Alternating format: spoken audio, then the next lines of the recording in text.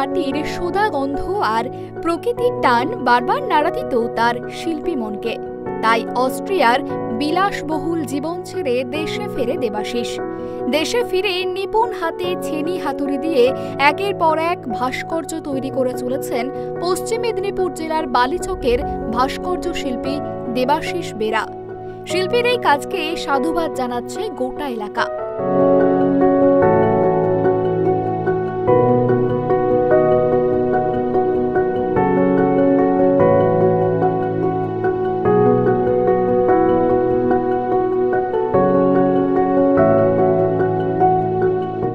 Weather আলাদা, অনেক rules regulation. আমি যেহেতু স্কাল্পটর, কাজ করার একটা অসুবিধা ছিল, বাউন্ডেশন ছিল যে এই সময় থেকে এই সময় পর্যন্ত কাজ করতে পারবো, তারপরে পারবে নয়েজ একটা ব্যাপার ছিল।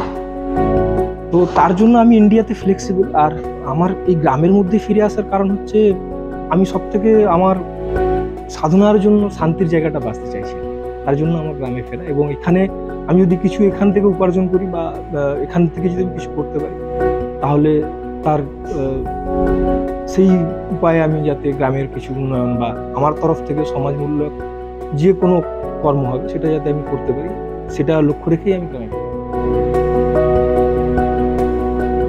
ছোট থেকেই ছবি আঁকার সঙ্গে যুক্ত, বাড়িতে আঁকাঝোঁকার পরিবেশ।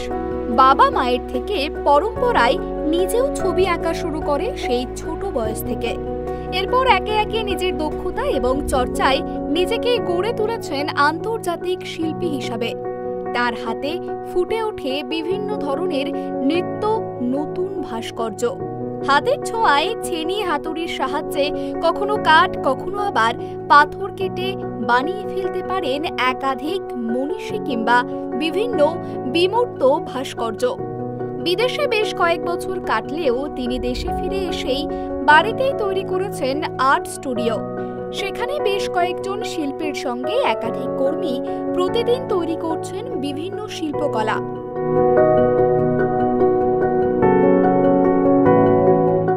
বাংলা তার কালচারের জন্য অনেক সময় আগে থেকে রেনেসাঁ এসছে, তারপরে ধীরে ধীরে ধীরে নিম্নগামী হলো।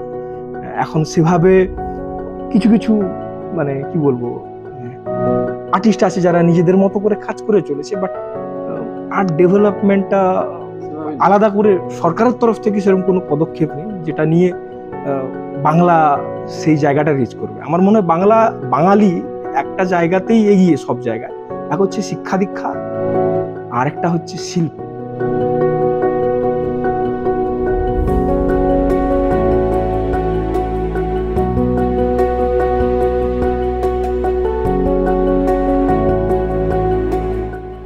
পশ্চিম মেদিনীপুর জেলার প্রত্যন্ত গ্রাম এলাকা থেকে উঠে এসে আজ তিনি দেশ ও দশের কাছে সুনাম অর্জন করেছেন। বিদেশি আর্ট স্টুডিওতে যেমন কাজ করছেন, তেমন ভাবেই বিভিন্ন আন্তর্জাতিক চিত্রকলা ও ভাস্কর্য প্রদর্শনী ও প্রতিযোগিতায় অংশ নিয়েছেন। এখনো তার হাতে তৈরি নানান ভাস্কর্য পাড়ি দেয় বিদেশে। দেশের একাধিক সরকারি এবং বেসরকারি নানান প্রজেক্টেও কাজ করেছেন। আমি ছোটবেলা থেকেই এটার সাথে যুক্ত। আমার মায়ের ইন্সপিরেশন এবং আমার ব্যাকগ্রাউন্ড যেরকম আছে আর্ট ফিল্ডের সাথে, যদিও ট্র্যাডিশনাল আর্ট ফিল্ড, বাট ছোট থেকেই একটা কাজের মাটির সাথে একটা রিলেশন। ছোট থেকেই, যত ছোট যে আমার মনেও নেই, কত ছোট থেকে মাটির সাথে একটা রিলেশন এবং আর্টটাকে নিয়ে এগিয়ে যাওয়ার জন্য আমার মায়ের ইন্সপিরেশন। সেখান থেকে আমি কলকাতা গভর্নমেন্ট আর্ট কলেজে ব্যাচেলার ডিগ্রি করেছি।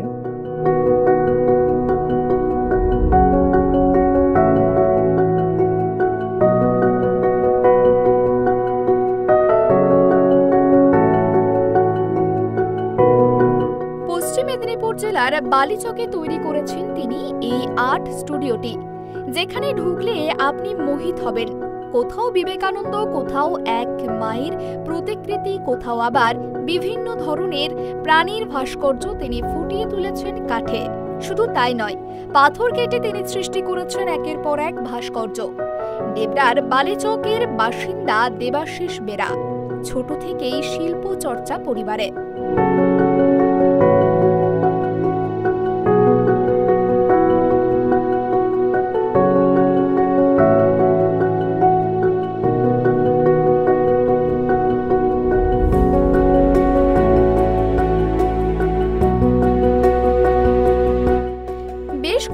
বছর তিনি কাজ করেছেন অস্ট্রিয়াতে। এরপর তিনি সেখান থেকে ফিরে এসে বালিচকে তৈরি করেছেন স্টুডিও। সেখানেই তার জুনিয়র শিল্পী এবং বেশ কয়েকজন কর্মী কাজ করেন। বিভিন্ন ধরনের ভাস্কর্য দেশ বিদেশে পাড়ি দেয়। স্বাভাবিকভাবেই এই শিল্পীর হাতের নিপুণতা এবং শিল্প ভাবনা সমাজের কাছে দৃষ্টান্ত। পশ্চিম মেদিনীপুর থেকে শুভ চক্রবর্তীর রিপোর্ট, ট্রাইব টিভি বাংলা।